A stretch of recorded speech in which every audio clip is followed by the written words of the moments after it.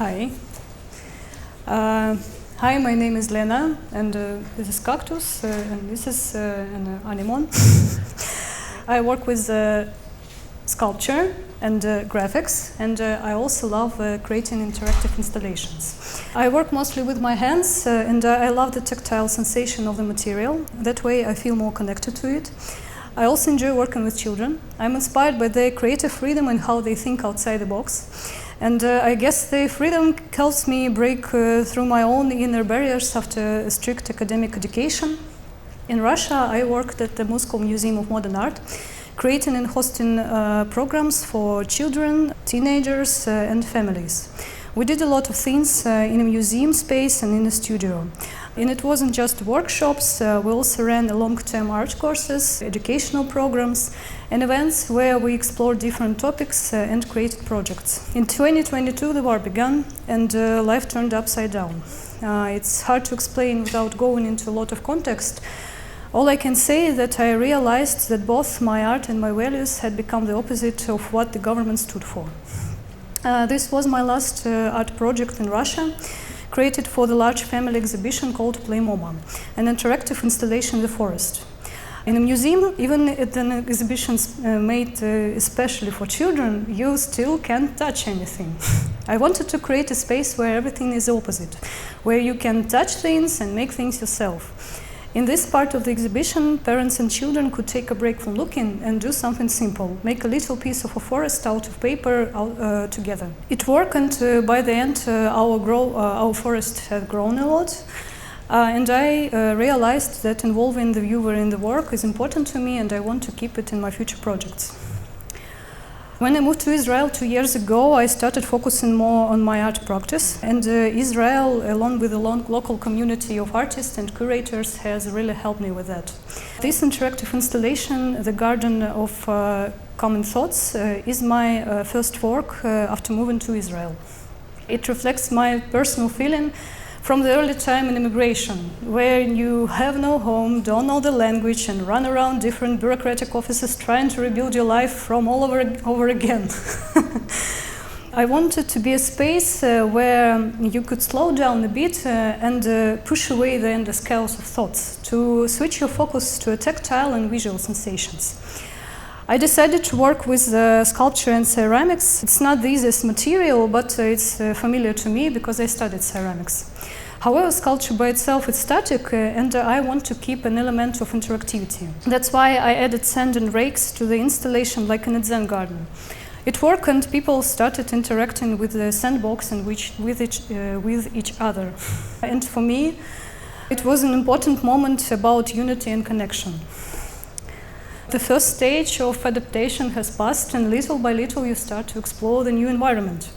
I joined a specific art lab where we explored the Neve Sha'anan neighborhood of Tel Aviv. And I suppose you're familiar with the character and the features of this neighborhood. I became curious to see it through a child's eyes. Unfortunately, it is almost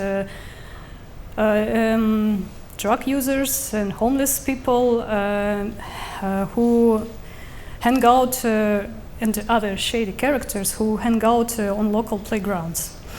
These figures on the game board would resemble these characters: a drug dealer, a person with a drug addiction, a homeless person, and a sex worker. It's not the game board for kids, it's for the adults.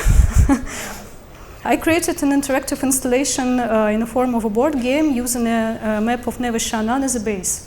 But you play as a child who's trying to find a safe place to play. You also end up in different situations. For example, these situations you may find in the special cards. I can tell one. Ooh, who are the scary people on the road fighting and arguing? You're scared. Go back 3 squares. Until you learn the new rules of the game, you feel unsafe, like a small child. This is also a natural feeling that comes with exploring something new. After October 7, life turned upside down a second time with the start of another war. I made this installation when I left for Georgia, a month after the war began, to take a part in an art residency in Tbilisi. It's about the personal experience of feeling how close and sudden death can be. I used the drone Hupus to cover the torn posters of hostages on the streets of Tbilisi. A small act of resistance against the destructive force of the informational war. When you see the covered posters, you feel that you're not alone. Around the time, I read a note about an ornithologist who found a hupus nest inside the remains of a human rib cage. And this image stuck with me. I wanted to show something touching and relatable, a cute hupus, a symbol of shelter, and at the same time something frightening, something you want to look away from and ignore. After all, this is a project about trying to build a life within a war and the difficult ongoing experience. It has become life itself. And the last project has been going on for over a year, and it went through different stages. At first, it was an interactive installation at the KakdelArt festival. Guests put on papier-mâché hats and turn to surreal creatures. And it wasn't just about masquerade. It also was about the wish to hide, something I relate to, and to hide from scaring youth too. That's why I call it amulet head, like a talisman, the way to feel protected. And now for me, it's also a story about the wish to belong. When you try to adapt to a new place and a new society, you try to fit in, but sometimes you just stand out even more. In the moment, it feels like a failure, like the end of the world. But later, those moments turn into funny stories. The stories you share with people from different countries. I think these feelings connecting people in immigration, and not only in Israel, but in many other places too. That's why I want to collect stories from others for this project, and I believe that self-irony and a sense of connection and love can save our soul. So, wow, what's happening? Oh, sorry.